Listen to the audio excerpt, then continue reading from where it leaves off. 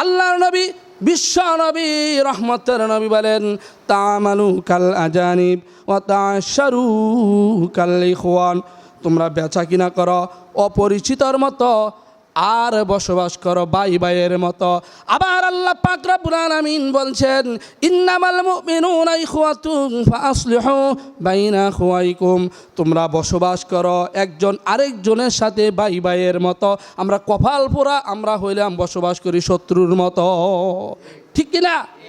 প্রিয় ভাইয়ের আমার, এই ভাই ভাইয়ের সম্পর্কটা ঠিক রাখার জন্য আল্লাহ পাক রব্বুল আলামিন একটু আগে বললাম, কখনো কখনো সত্য কথাটা বলাকে হারাম করে দিয়েছেন, আবার কখনো কখনো মিথ্যা কথা বলাও সওয়াব হিসাবে আল্লাহ পাক লিখে দেন।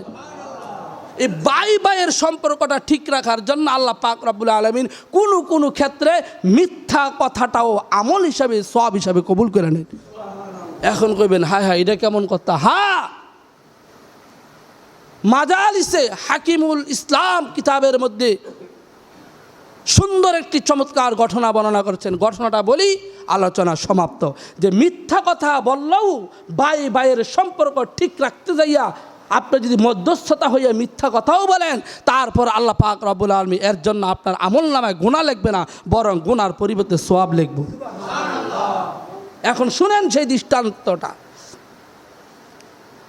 মনে করেন, খুব বুঝার চেষ্টা করবেন, আমার দিকে তাকান। মনে করেন আপনি উসিদপুরা বাজারে গেলেন, গিয়ে দেখতেছেন এক লোক ছুরি দাঁড় করতেছে। আপনি জিজ্ঞেস করলেন, কেউ এখনো কুরবানির সময় আসে নাই, আপনি ছুরি দাঁড় দেন কা?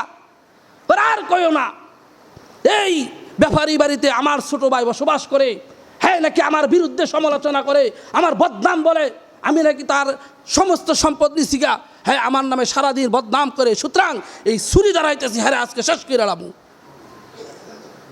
আপনি এটা শুনিয়া আপনি একটা মিথ্যার আশ্রয় নিলেন। কিভাবে? এই মিয়া কেরাই কইছি, আমি এইমাত্র ব্যাপারী বাড়ি থেকে আইছি, আপনার ছোটো ভাই যে আমার সাথে কি প্রশংসা করলো, বলছে আরে আব্বা মারা গেছে 10 বছর হয়েছে, আমার ভাইয়ের সাথে তো যোগাযোগ নাই, ভাই আমার কত আদর করছে, না আর ভাইয়ের সাথে শত্রুতা আমি রাখা যাইব না। এই কথা বললা আমি দেখছি আপনার ভাইয়ে গোপালদি বাজার থেকে 2 কেজি মিষ্টি, কলা, রুটি লইয়া আপনার বাড়িতে বেড়াইতে হইতেছে। সুবহানাল্লাহ কর না? এখানে কথাটা কি সত্য নাকি মিথ্যা? মিথ্যা আপনি বানায় কইছেন। এই কথা শুননা বলেন তো বড় ভাই যে ছুরি দাঁড় দিতেছে, হ্যাঁ কি দাঁড় দিব নাকি ফালাই দিব?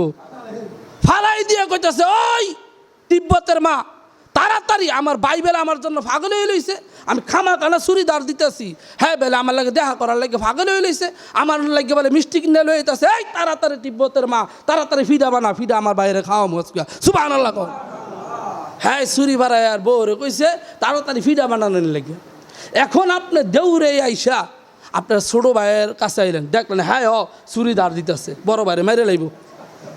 তা আপনি কইতেছেন, কি হো তুমি ছুরি দাঁড় দাও কে? পারে কইেন না, এই উসিদপুরা বাজারের বড় ভাই জ্বালায় খাই লাইতেছে আমারে, আমার নামে সারাদিন বদনাম, আজকে হারে শেষ করে এলাম। এখন আপনি কইবেন, হেই মিয়া এই মাত্র বাজার থেকে আইলাম, আপনার বড় ভাই দি কইতেছে আরে ছোট ভাই কত আদরের ভাই ছিল, কত মহাব্বতের ভাই ছিল, আমারই তো ছোটো ভাই, এতদিন ভুল বুঝে বুঝি হয়েছে, কথা কই না, মনটা আর মানে না, রাত্রেকালে স্বপ্ন যে ছোটো ভাইয়েরে এই কথা বললা আপনার ভাই আপনার সাথে দেখা করার লাগে আমি দেখছি বাড়িতে ফিডা বানাইতেছে। সুবহানাল্লাহ। এখন বলেন তো ছোটো ভাইয়ের কোনো রাগ থাকবো নাকি শেষ? হ্যাঁ কইতেছে, কি গো জরিনার মা, আমার বড় ভাই বেলা আজকে আইতেছে, কি লেগে ছুরি দাঁড় দিতেছি, ফালা দে তাড়াতাড়ি, সময় তো কম, কি করি ফিডা দোনো বানান যাইব না, দে গোপালদি বাজার থেকে মিষ্টি আর রুটি কলা নিয়ে আই। সুবহানাল্লাহ কর। হ্যাঁ গেছে রুটি কলা আনতে লেগে, আর বড় ভাই এদিক দিয়ে ফিডা মিডা বানাইয়া দুইজনে মনে করে দেখা করার লেগে আইতেছে, কারণ ওই যে আপনি মিথ্যা কথা বলে দুজন দে মিলাই দেওয়ার চেষ্টা করতেছে। এখন হেই ভাই ফিডা লই আইতেছে, এই ভাই মিষ্টি লইয়া মনে করেন দৌড় মারছে, যাইতে যাইতে উসিদপুরা বাজারে ব্রিজের কাছে আইসা বড় ভাইয়ের সাথে দেখা, ভাই কোথায় রওনা দিয়েছেন? বড় ভাই ডাক দিয়া বলে ছোট ভাই রে তুই কোথায় যাইতেছ? ছোট ভাই ডাক দিয়া বলে ভাই গো আমি তোমার সাথে দেখা করার জন্য যাইতেছি। বড় ভাই কয় ভাই রে আমিও তো তোর সাথে ফিরা সিডা লইয়া দেখা করতে যাইতেছি। দুই ভাই এক ভাই আরেক ভাইকে জড়াইয়া ধরে কান্দে রে, বলে আমরা তো মার ফেরের ভাই, এতদিন আমরা শত্রুতা করছি আমরা বুঝি নাই। দোনো ভাই যখন আলিঙ্গন করতেছে কাঁদতেছে, এই যে আপনি মিলাইয়া দিলেন আল্লাহ রাব্বুল আলামিনের নেকির খাতায় আপনার নেক লেখা হইতাছে। কারণ ভাই বরদন রক্তের বাঁধন যদিও হয় পর সম্পত্তির কারণ, ঠিক কিনা? ভাই ভাই বরদন রক্তের বাঁধন যদিও হয় পর হিংসা বিদ্বেষের কারণ। ভাই ভাই বরদন রক্তের বাঁধন যদিও হয় পর কখনো কখনো বোধের কারণ। এই কারণে আল্লাহ পাক রব্বুল আলামিন বলছে ইন্নামাল মুমিনুনা ইখওয়াতুন ফাসলিহু বাইনা আখওয়াইকুম, হ্যাঁ ঈমানওয়ালারা তোমরা পরস্পরে বসবাস করবা ভাই ভাইয়ের মতো। আপন ভাইয়ের সাথে তো দূরের কথা, অন্য মুমিনের সাথেও শত্রুতার মতো থাকতে পারবে না। বরং তোমার ভাই যদি কোনো অপরাধ করে তারপরও ক্ষমা করে দিয়া দুই ভাই মিল্লা ভাই ভাইয়ের মতো যদি বসবাস করতে পারো লাআল্লাকুম তুরহামুন,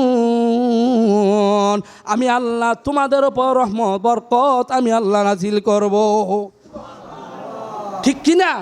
মিলেমিশে চললে দেখেন বলে অন্যরা সাহস পায় না কথা কইতে, আরে হারা ছয় ভাই যে মিল রে কিছু কইলে ফোতায় লাইব, কথা বলেন ঠিক কিনা?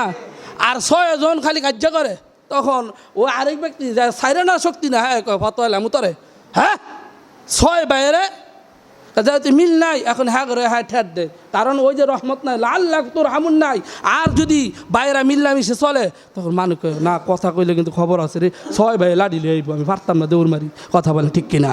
আল্লাহ পাক আমাদেরকে বুঝার এবং সমস্ত শত্রুতা বলে ভাই ভাইয়ের সাথে মুমিন মুমিনের সাথে আপনার প্রতিবেশীর সাথে মিলে মিশে যা কিছু হয়েছে মাফ করে দিয়া মিলে মিশে বসবাস করা তৌফিক দান করুন। আমি আল্লাহ পাক সকলকে আমল করা তৌফিক দান করুন।